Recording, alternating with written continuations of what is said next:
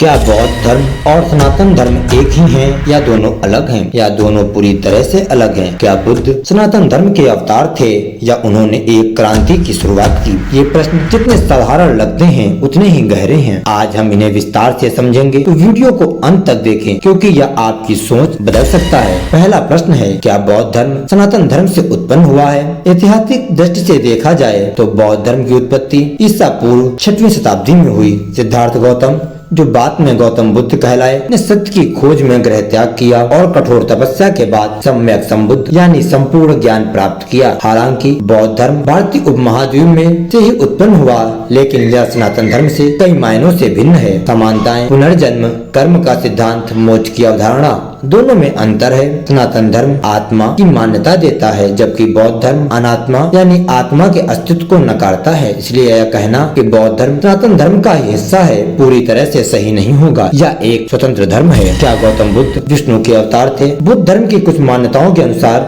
भगवान विष्णु के 10वें अवतार दशावतार में गौतम बुद्ध को भी स्थान दिया गया है, लेकिन ऐतिहासिक रूप से बुद्ध ने वेदों को अस्वीकार किया और यज्ञ, पशु बलि, जाति व्यवस्था और ब्राह्मणवाद की आलोचना की। यदि वे विष्णु के अवतार होते तो वे वैदिक परंपराओं का विरोध क्यों करते? बौद्ध ग्रंथों में कहीं भी बुद्ध को विष्णु का अवतार नहीं माना गया है। यह धारणा बाद में वैदिक समाज द्वारा अपनाई गई ताकि बौद्ध धर्म के बढ़ते प्रभाव को कम किया जा सके। क्या बौद्ध धर्म सनातन धर्म से ज्यादा तार्किक और वैज्ञानिक है? बौद्ध धर्म में तर्क और अनुभव को प्रमुखता दी गई है। बुद्ध ने स्वयं कहा था, किसी बात को केवल इसलिए मत मानो क्योंकि ग्रंथों में लिखा है, उसे अपने अनुभव और बुद्धि से परखो। बौद्ध धर्म में ध्यान, विपासना को मानसिक शांति और आत्मिक विकास का साधन माना गया है। यह अंधविश्वास, बाहरी षड्यंत्रों का विरोध करता है। सनातन धर्म में भी दर्शन और विज्ञान के कई पहलू हैं, लेकिन बौद्ध धर्म ने एक व्यवस्थित रूप से वैज्ञानिक दृष्टिकोण अपनाया, जिससे हर चीज को तर्क और अनुभव के आधार पर स्वीकार या अस्वीकार किया जाता है। क्या बौद्ध धर्म को समाप्त करने का प्रयास किया गया? इतिहास गवाह है कि बौद्ध धर्म का भारत से लगभग लुप्त होना एक प्राकृतिक घटना नहीं थी। गुप्त वंश के बाद के समय में कई ब्राह्मणवादी शासकों ने बौद्ध धर्म को दबाने की कोशिश की। बौद्ध मठों और ग्रंथों को नष्ट किया गया, बौद्ध भिक्षुओं की हत्या की गई, उन्हें जबरन सनातन धर्म अपनाने को मजबूर किया गया। आदि शंकराचार्य जैसे विद्वानों ने बौद्ध धर्म के तर्कों का खंडन कर वैदिक परंपराओं को पुनः स्थापित किया। अंततः बौद्ध धर्म भारत से लगभग विलुप्त हो गया, लेकिन यह श्रीलंका, तिब्बत, चीन, जापान, अन्य एशियाई देशों में फलता फूलता रहा।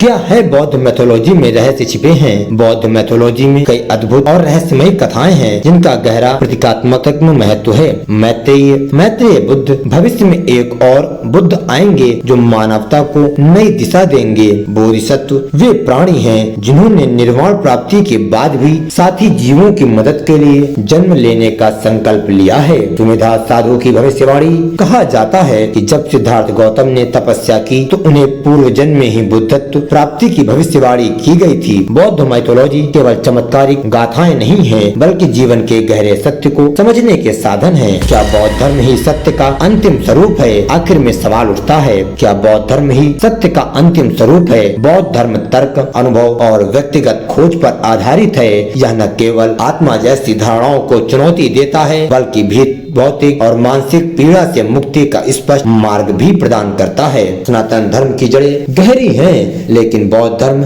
एक तार्किक और वैज्ञानिक दृष्टिकोण से सत्य की खोज को प्राथमिकता देता है। अब निर्णय आपके हाथों में है। क्या बुद्ध का मार्ग है अंतिम सत्य है या सनातन धर्म का व्यापक दृष्टिकोण ही अंतिम सत्य है? यह प्रश्न का उत्तर आप सभी कमेंट में बताइए, और कमेंट में आपके जो प्रश्न है वह सभी प्रश्न आप पूछ सकते हैं। मैं उनका आपको उत्तर देने का प्रयास करूंगा। भगवान बुद्ध की जय हो, संघ की जय हो, धम्म की विजय हो। संपूर्ण भारत में फिर से बौद्धमय हो जाए। संपूर्ण भारत फिर से बुद्ध की जय जयकार करे। इसी आशा के साथ यह वीडियो